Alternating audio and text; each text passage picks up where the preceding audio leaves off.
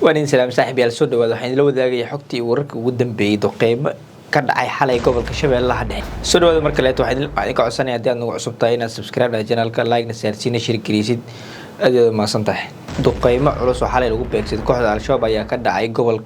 كجبضها سجارهان دقمة الجلب دقمة الجلب كحد على الشباب وحي كل هين فريسنت وين كحد على الشباب يكسوا أولان ويرد قرحية يكون قادان فريسن ماذا إذن كدولة كل هين قبل هذا شبه الله حد شبه الله حوسه duqayntan gobolka Jubbada Hoose degmada Jilib la beegsaday ayaa al-shabaab waxay ku noqotay dabargo weyn kadib markii ciidanka xoogga dalka Soomaaliyeed ciidanka cirka ay ka war heleen in kooxda al-shabaab halkaas ay ku leeyihiin shirkaas kooxda al-shabaab ay ugu dan lahaayeen sidii weerar qaraxyo ku bilowday ugu soo qaad lahayn fariisamada ciidanka dawladda ay ku leeyihiin gobolka Shabeellaha Dhexe gudaha waxa ka socdo dagaal ka dhan ah kooxda al-shabaab shalay ay ahayd markii dhiig cusub oo macawiisleyda xawaale ka tirsan ay ku soo biireen dagaalka ka dhanka kooxda al-shabaab halkaas oo ugu qudbeeyay madaxweyne ku-xigeenka maamulka Hirshabeelle Dabageed sidoo kale Dabageed khudbada shalay halkaas uu ku jeeday ugu qudbeynayay dhiiga cusub ee ku soo biiray dagaalka ka dhanka al-shabaab ayaa wuxuu weerar afka ku qaaday macawiisleyda beesha Abgaal waxaan kula wadaagi doonaa qayb ka mid ah weerarkii afka ahaa uu Dabageed ku qaaday beesha Abgaal islageysano aan ismaqalno dadka idinaha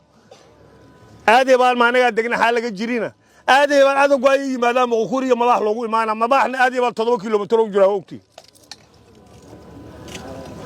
Ali Ahmed xaalaga jirinay leeyahay Ali Ahmed awada xaalaha wadam difaacan ugu jirno waa ka soo duulaan hadaan ugu tagintay loogu imaanay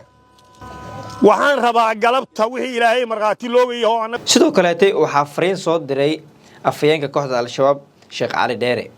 isagoo ka cabanaya ama ka cawaadaya duqeynta lagu beegsanayo kooxaha al-shabaab meel kasta ay joogan gaar ahaan kuwa ku sugan degmada Jilib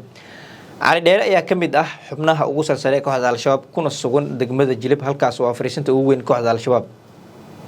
Ali Dheere ayaa ka cawaadaya ilaahayna ugu dacwoonaya dawladda iyo madaxweyne Xasan Sheekh isagoo Ilaahay subhanahu wa ta'ala ka bariyay inuu Ilaahay ka qabto duqeyntan ay dawladda federaalka iyo saaxiibada caalamka ay ka geysanayaan gobolka Jubbada Hoose gaar ahaan degmada Jilib Ali Dheere ayaa Ilaahay ka bariyay uguna dacwooday in duqeyntan saaxiibada caalamka iyo dawladda federaalka ay kaashanayaan inuu Ilaahay dhinac marsiiyo sida uu hadalka u dhigay ilaa adoomada ducafaa oo masaakiin aan hay adaan ku qaylshayna haday Mareykan u qayshadeen Yuhuudiga Nasaaro oo waxa weeye maxaa la yiraahdaa Yurub u qayshadeen ilaa adaan ku qayshayna ilaa cid kale aadno ma jirto ilaa cid naga faydi karta dhibaatada iyo culayska gaar nagu hayso oo adiga hayl ma jirto ilaa wadan ku bariyo Raxmaan ilaa wadan ku bariyana ilaahay cadawgeena noo jebi ilaa cadawgeena noo jebi oo guud ahaan muslimiinta meel joogan bacadagooda u jebi ilaa qulubteena miday ilaa qulubteena miday wajazaakumullahu khayran fariinta Ali Dheere ee cawaadka ayaa u muuqata in al-shabaab ay marayaan halkii ugu dambeysay oo dabargo'oodi ah al-shabaab ayaa muddooyinkii dambe bilowday in weeraro gaadmaha ay ku soo qaadaan fariisimaha ciidanka dawladda ay ku leeyihiin gobolka Shabeellaha Dhexe iyo Shabeellaha Hoose taas bedelkeed ciidanka dadka deegaanka iyo ciidanka xoogga dalka Soomaaliyeed oo foojigan ayaa markasta ka hor dagaalada al-shabaab ay ka maleegayaan gobolada Shabeellaha Dhexe iyo Shabeellaha Hoose